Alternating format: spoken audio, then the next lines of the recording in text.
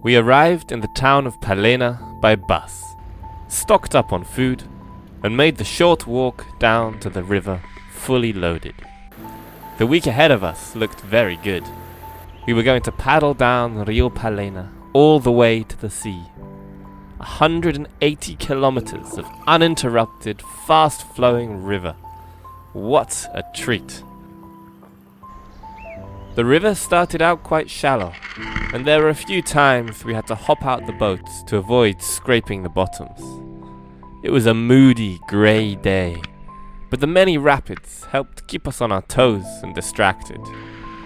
The valley we were in felt dramatic in the rain, as clouds lingered around the forested hills and waterfalls splashed down from small cliffs. It was a definite change from the landscapes of the last few weeks. One could almost feel that the fjords were approaching.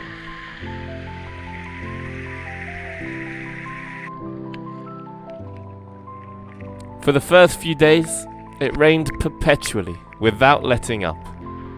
Luckily, the dry suits kept us pretty much dry, and we even managed to light fires in the evening so that we could dry a few things and boil unlimited cups of tea.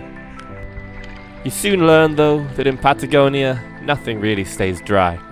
It's just a constant cycle of getting wet and then drying out again, either by the sun or from the wind.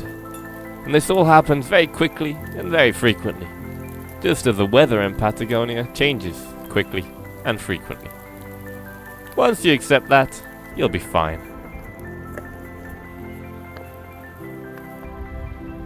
On the fourth day, things changed. The sun came out, transforming the sky from grey to blue. But with the sun came the wind, a painful headwind that made us work hard to keep floating on downstream. Then, the magic happened.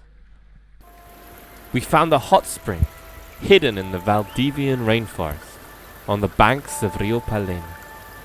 It was the greatest luxury we could imagine, and exactly what we needed.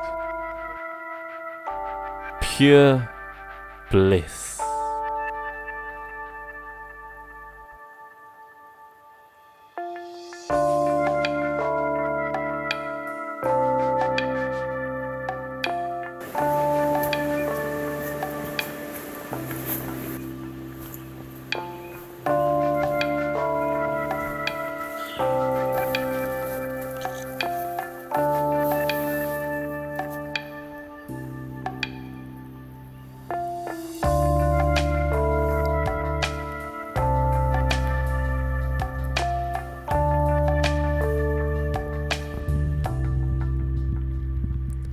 We continued paddling as though newly born. Our bodies felt fresh and our skin was tingling, the cold and the tiredness of the last days having been washed away. The river widened, and we could tell that we were close to the sea now.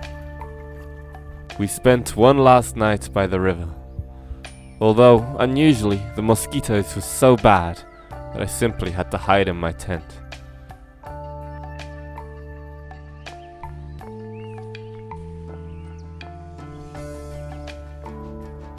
And then, just like that, we were on tidal waters.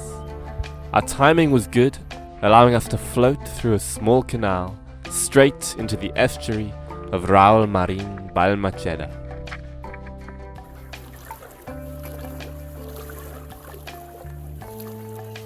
Here we met our first dolphins, swimming along with us, heading out to sea.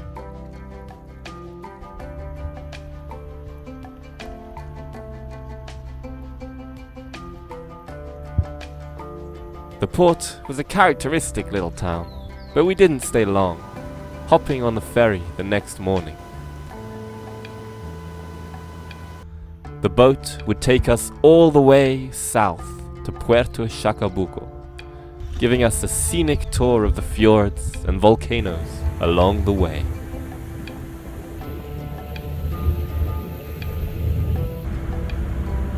To see what we got up to in the south of Patagonia, do subscribe. Thank you for watching.